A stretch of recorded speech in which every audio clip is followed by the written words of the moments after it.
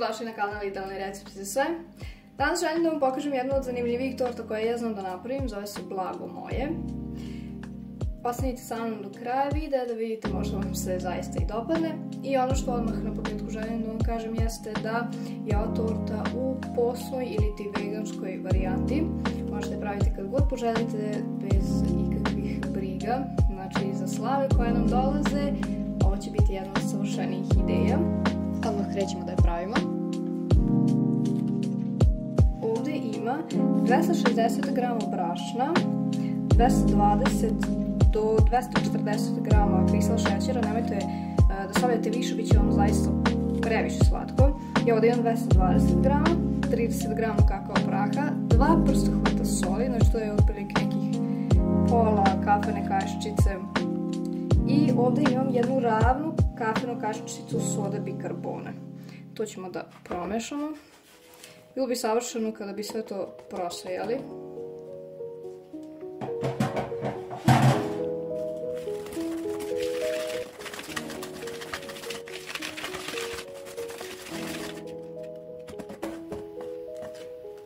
Sada ćemo da napravimo jedno manje udubljenje. I tu ću dodati 80 ml ulja. Čekajući za uvijek da iskapa ulje. I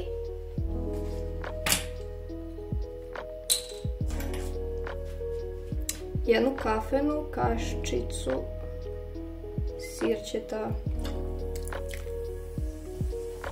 Samo sam sipala sodu bikarbonu, nemojte da pomislite da je nešto sa sirćetom.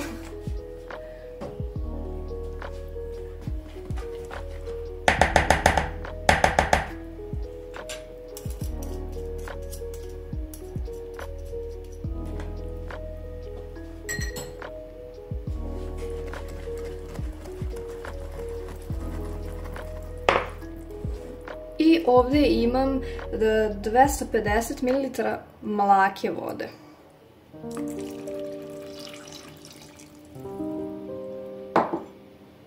I sad to treba jako dobro sjediniti.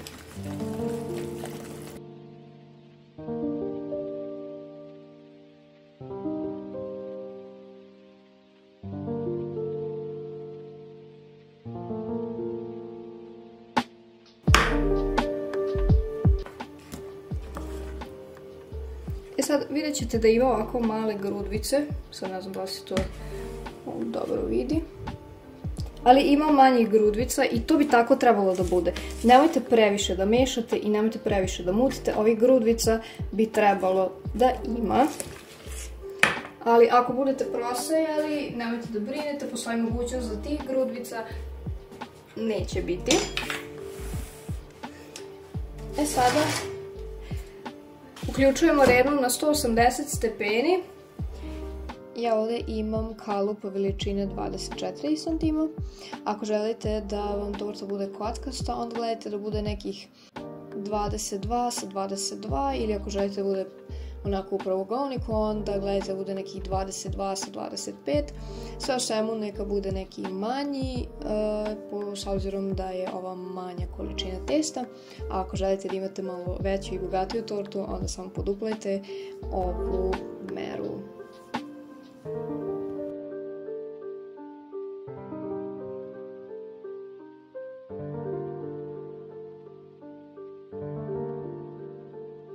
Sada nosimo da se ispeče 180 stepeni, otprilike nekih 12 do 17 minuta. I dok se peče, u isto vrijeme ćemo da uskuvamo fil. Kada sam rekla 12 do 17 minuta, nemojte to da vas zabuni. Ja ću staviti ovo u nezagrejanu rernu i meni će trebati otprilike nekih 17 minuta, a vi ako budete stavili u već zagrejanu rernu, možda vam treba dosta manje vremena, zato proverite sa čačkalicom obavezno. Sada spremamo fil. Sada u šerpu sam ja stavila 4,5 supane kašike kristal šećera. Ja ću da odmerim 3 čajne šolje mleka, to je 840 ili 850 ml mleka. Skuvajte puding onako kako ste navikli. Ja sam navikla da pola stavljam da se kuva, a u drugu polovinu da razmutim puding.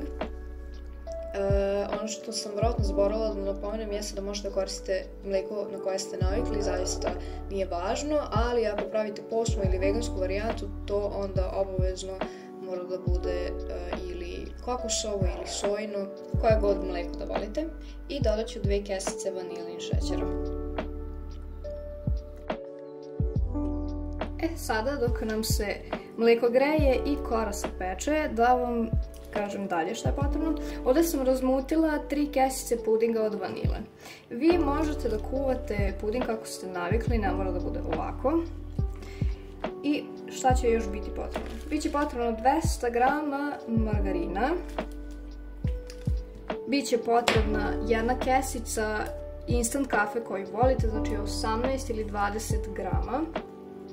Biće potrebne 2 kesice šlaga, 80 grama, uz to 200 ml mineralne vode ili mlijeka kako god volite, 50 grama bele čokolade, 50 grama tamne čokolade i sad ovako. Plazma ili ti bilo kakav keks i kokos se mere na kašike što se tiče ovog fila. Ne meri se u grame, ali ja ću vam otprilike reći. Biće potrebno od 100 do 130 grama mlevenog keksa, bilo kojeg, u ovom slučaju je meni plazma, i oko 50 do 70 grama kokosa. To ćemo još vidjeti. Pa se vidimo kada skuvamo fil i nastavljamo dalje. Nemojte da zaboravite da proverite koru.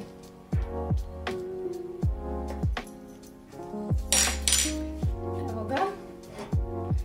Kora je spremna, evo sad tu se hladi.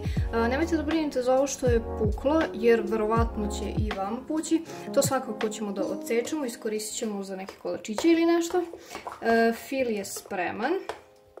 Odmah u ovako vruće dodajemo onih 200 grama margarina.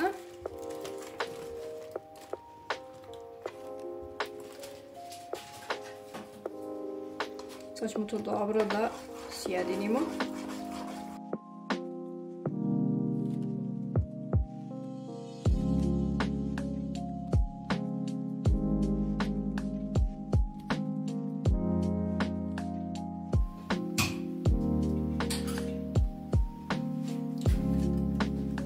Sad treba da podelimo na 2 jednaka dela. Sada kada smo podelili na 2 jednaka dela, u ovaj gdje će ići kokos dodajemo 50 grama čokolade. Također odmah dobro izmešati dok se čokolada ne otopi.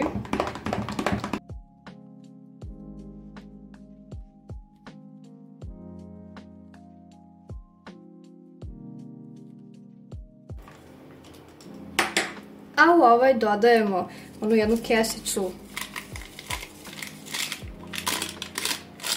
instant kafe i 50 grama čokolade.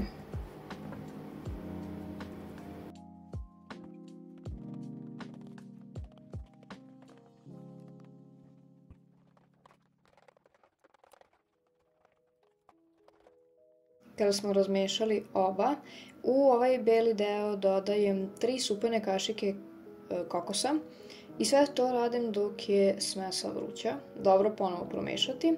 A u tamni deo dodat ću 4 supene kašike mlevenog keksa. Važno je da se ovo radi dok je smesa vruća, zato što će onda lepo da upije keks i kokos bit će jako lepo. Dodala sam još jednu ravnu, znači ukupno 5 supenih kašika mlevenog keksa. I dodat ću pola supene kokosa u beli deo. To sada ostavljamo da se lepo ohladi, da bude mlako. Može da bude i hladno, nije važno, kako god da vama više odgovara. Važno je da smesa bude teška ili ti ovako gusto, sad ću da vam pokažem. Dovoljno je da malo teže pada sa kašike. Tada je fil definitivno baš onakav kakav treba da bude. Evo nas. Ja sam stavila na ovaj lep poslužavnik, meni se to jako sviđa i taman je stalo. Vratila sam obruč samo da bi mogla da filujem. Filovi su se lepo rashladili, kora je taman se lepo ohladila i možda sam vidjela da imam jednu rupicu, ali to nije ništa strašno. Onda ja nađem ove elemente, evo ih. I sada ćemo da filamo kako vama najviše odgovara. Ja ću da stavim tamni pa ću onda da stavim. Nisam dodavala ni keks, ni kokos. Ovako mi je sasvim dovoljno.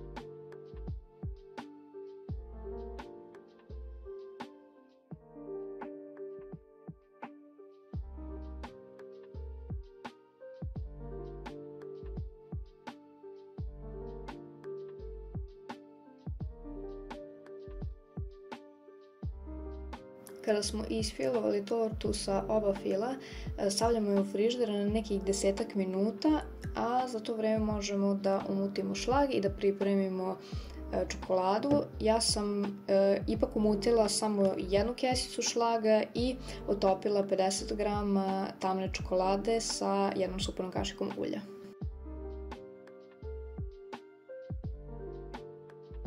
Ono što je zanimljivo kod ove torte jeste to što zaista ne mora dugo da stoji u frižideru.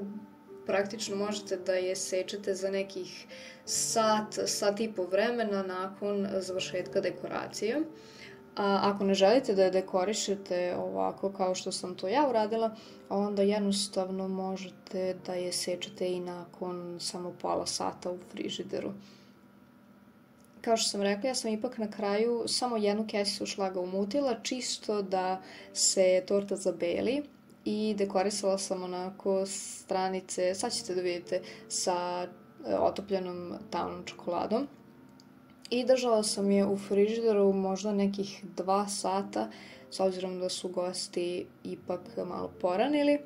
I to bi bilo to. Ja se nadam da ste uživali u ovom videu i nadam se da sam vam dala ideju za još jednu jako zanimljivu i jako slatku tortu. Pogotovo veganima, a i ljudima koji redovno poste. Nadam se da sam vam dala tortu, to jest ideju za tortu koja će da očara apsolutno sve. Nadam se da ste uživali u videu i to bi bilo to od mene za ovaj. Nadam se da se gledamo u sljedećem. Ostavite mi like ili dislike kako god da se osjećate povodom ovog videa. Podelite ga s vašim prijateljima, porodicom, komšijama, sa kim god želite. Sve važne informacije i pisani recept se nalaze u deskripciji. I naravno važni linkovi gdje možete da me pronađete. Nadam se da ćete mi ostaviti komentar da mi kažete šta mislite o ovoj torti i da li ćete je probati. To bi bilo to. Ja vam želim divan i uspešan dan, a mi se gledamo u sljedećem. Doviđenja!